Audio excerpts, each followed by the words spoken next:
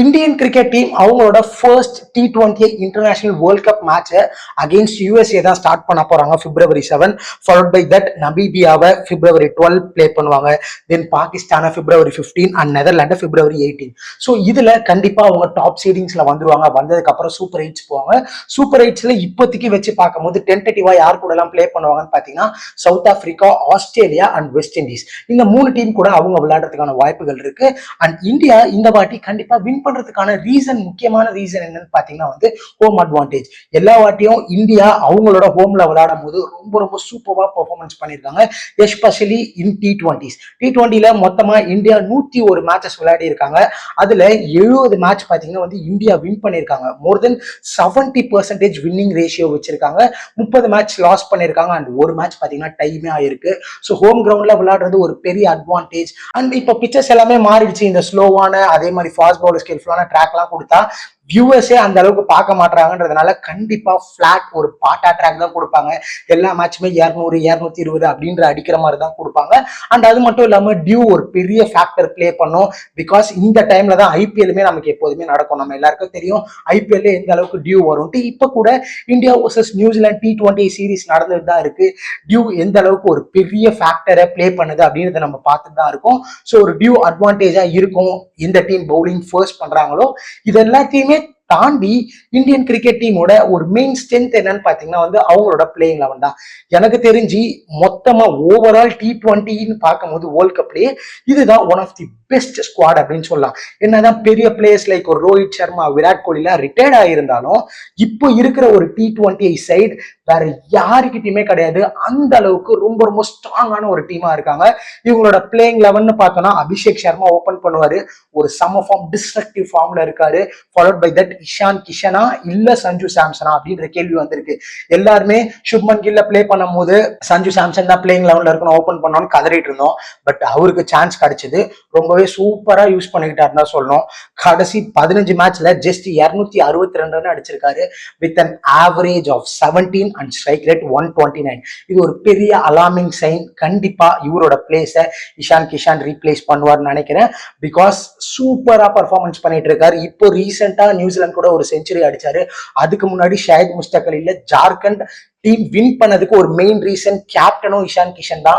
So அவரோட ஸ்பாட்டை seal பண்ணிப்பாருன்னு தான் நினைக்கிறேன். பிகாஸ் இந்த மேட்ச் இன்னைக்கு நடக்கிற மேட்ச்லயுமே பெருசா பர்ஃபார்மன்ஸ் பண்ணல சஞ்சு சாம்சன். வெறும் 24 ரன் மட்டுமே அடிச்சாரு. So opening Ishan Kishan. Because பாத்தீங்கன்னா திலக் வர்மா இன்ஜுரிக்கு அப்புறம் வந்துருவாரு. வந்துட்டா அவர் 1 டவுன் விளையாடுறதுனால இஷான் கிஷன் தான் ஓப்பன் பண்ணுவார்னு நினைக்கிறேன். ஸோ பார்க்கலாம். 2 டவுன்ல Suryakumar Yadav, followed by that Hardik Pandya, Rinku Singh. எல்லாரும் இந்த சுப்மான் கில்ல வச்சுட்டு இருந்ததுனால ரிங்கு சிங் மாதிரியான பிளேயருக்கெல்லாம் வாய்ப்பே கிடைக்காம இருந்தது. பட் அவரை எடுத்துட்டதுனால ஜிதேஷ் சர்மா அந்த மாதிரி பிளேயர்ஸ் எல்லாம் வெளியே போயிட்டதுனால ரிங்கு சிங்க்கு அகைன் ஆப்பர்ச்சுனிட்டி கிடைச்சிருக்கு. அது ரொம்பவே சூப்பரா யூட்டிலைஸ் பண்ணிட்டாருன்னு சொல்லணும். ஸோ அவர் இருப்பாரு. தென் சிவம் தூபே, அக்சர் பட்டேல், வருண் சக்கரவர்த்தி, பும்ரா அண்ட் ஹர்ஷதீப். இதுதான் ஒரு டென்டேட்டிவ் பிளேயிங் 11 இருக்கும். ஸோ பிளேயிங் 11 வச்சு நம்ம பார்த்தோம்னா ஒரு பெரிய அட்வான்டேஜ். நம்பர் 8 வரைக்கும் நம்மளால பேட் பண்ண முடியும். அது ஒரு பெரிய advantage. Because Axar Patel number 8ல பேட்டிங் வருவாரு. டெல்லி கேபிட்டலுக்கு 2 டவுன் 1 டவுன்ல பேட்டிங் பண்ற கேப்டன் அக்சர் பட்டேல் இங்க நம்பர் 8ல பேட்டிங் பண்றாருன்னா எவ்வளவு டெப்தான பேட்டிங் ஆர்டர் இந்தியா கிட்ட இருக்குன்றத பாத்துக்கோங்க. அது ஒரு பெரிய அட்வான்டேஜ். எந்த டீம் இப்போதைக்கு கரண்ட் T20 சினாரியோல வேர்ல்டுல வேற எந்த டீம் கிட்டயுமே இந்த அளவுக்கு ஒரு டெப்தான பேட்டிங் ஆர்டர் கிடையாது. அப்படியே நம்ம பவுலிங் வந்தோம்னா 3 சூப்பரான விக்கெட் டேக்கர்ஸ் எடுத்திருக்கோம். ஃபர்ஸ்ட் அர்ஷதீப் ஃபர்ஸ்ட் ஓவர்லயே விக்கெட் எடுத்துருவாரு. அவரை விட்டா ஓகே அர்ஷதீப் ஸ்பெல் முடிஞ்சதுன்னு நினைச்சா பும்ரா வருவாரு. ஓகே பும்ரா முடிஞ்சதுன்னு நினைச்சா வருண் சக்கரவர்த்தி T20ல நம்பர் 1 பவுலரா இருக்கிற வருண் சக்கரவர்த்தி. So 3 wicket takers. சும்மா 1-2 விக்கெட் எல்லாம் இல்ல, எடுத்தா எடுக்கக்கூடிய விக்கெட் டேக்கர்ஸா வச்சிருக்கோம். அது நமக்கு பெரிய அட்வான்டேஜ். இதை தாண்டி சரி 3 பிளேயர் இருக்காங்க, மிச்சம் 2 பிளேயரை டார்கெட் பண்ணலாம்னு நினைச்சா அங்கதான் ஒருவாரு அக்சர் பட்டேல். எவ்வளவு எக்கனாமிக்கலா போடுவார்னு தெரியும். Followed by that Hardik Pandya. ஒரு ஆல்ரவுண்டரா ஹார்திக் பாண்டியா டீமுக்கு எவ்வளவு பெரிய அசட்னு நம்ம எல்லாருக்குமே தெரியும். சொல்லவே தேவையில்ல. அவரை பத்திலாம் 4 ஓவர் கன்ஃபார்ம்டா போட முடியும், பேட்டிங்லயே கான்ட்ரிபியூட் பண்ண முடியும். ஸோ ஒரு 5 கன்னான பவுலர்ஸ் வச்சிருக்கோம். ஃபாலோட் பை தட் இன்னும் நமக்கு வேணும்னா ஒரு அபிஷேக் சர்மாவால ஸ்பின் போட முடியும். அப்படியும் இல்லையா Shivam Dube, man with golden arm. எப்பெல்லாம் விக்கெட் தேவையோ அப்பெல்லாம் சிவம் தூபே விக்கெட்டை எடுத்து கொடுக்குறாரு. ஸோ நம்ம ஆல்ரெடி பேசின மாதிரி இந்தியாவுக்கு இதுதான் one of the best batting order. அது மட்டும் இல்லாம பெஸ்ட் பிளேயிங் 11 மொத்த T20 ஹிஸ்டரியிலேயே இதுதான் one of the best playing 11 for team இந்தியான்னு சொல்லணும். ஓகே, அட்வான்டேஜஸ்லாம் பேசிட்டோம். இதெல்லாம் வச்சு பார்த்தா கண்டிப்பா வின் பண்ணிடுவாங்களா ப்ரோ அப்படின்னு கேட்டீங்கன்னா கிடையாது. பிகாஸ் T20 அப்படின்றது ரொம்ப ரொம்ப ஒரு அன்பிரடிக்டபிளான ஒரு ஃபார்மேட். இதே ஒரு டெஸ்ட் கிரிக்கெட்டோ ஓடிஐ ஃபார்மேட்டோ எப்போதுமே டைம் இருக்கும். 2-3 விக்கெட் விழுந்துச்சுன்னா வந்து செட்டில் ஆகி ஆடுறதுக்கு. பட் T20 ஃபார்மேட் அந்த மாதிரி கிடையாது. டக்குன்னு ஒரு 2 விக்கெட்டோ 3 விக்கெட் போயிட்டு இல்ல ஒரே ஓவர்ல ஒரு 25-30 ரன் வந்துச்சுன்னா கேமே மாறிடும். ஸோ அந்த மாதிரி இருக்கிற டைம்ல இந்தியாவோட டிஸ்அட்வான்டேஜஸ் என்னன்னு பார்த்துடலாம். ஃபர்ஸ்ட் டிஸ்அட்வான்டேஜா நான் என்ன சொல்லுவேன்னு பாத்தீங்கன்னா வந்து எந்த அளவுக்கு டீம் இந்தியா அட்டாக்கிங் கிரிக்கெட் ஆடுறாங்களோ அது அவங்களுக்கு பேக் ஃபயரும் ஆகிறதுக்கான வாய்ப்புகள் இருக்கு. அபிஷேக் சர்மா பால் 1ல இருந்து ஹிட் பண்ணுவாரு. இஷான் கிஷன் பால் 1ல இருந்து ஹிட் பண்ண முடியும். திலக் வர்மாக்கு டபுள் கேஸ் இருக்கு. வேற ஸ்கை 2 சைடும் ஹிட் பண்ணுவாரு, வந்த உடனே அடிப்பாரு. ஹர்திக் பாண்டியா 2 கீர் இருக்கு. தென் ஒரு ரிங்கு சிங் வந்த உடனே அடிப்பாரு. சிவம் துபே ஸ்பின்னர்ஸ் அடிப்பாரு. எல்லாருமே அட்டாக்கிங் பேட்ஸ்மேனா இருக்காங்க.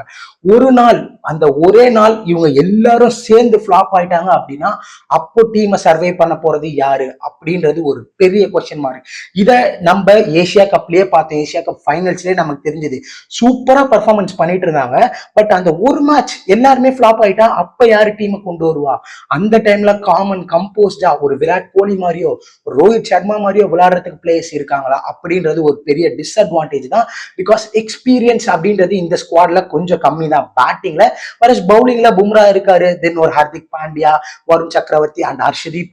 T20ஸ்ல ஹையஸ்ட் விக்கெட் டேக்கரான ஹர்ஷதீப்லாம் இருக்காங்க. பவுலிங் ஓகேவா இருந்தாலுமே பேட்டிங்ல எல்லாருமே அடிக்கிற ஒரு பிளேயர்ஸ் தான்.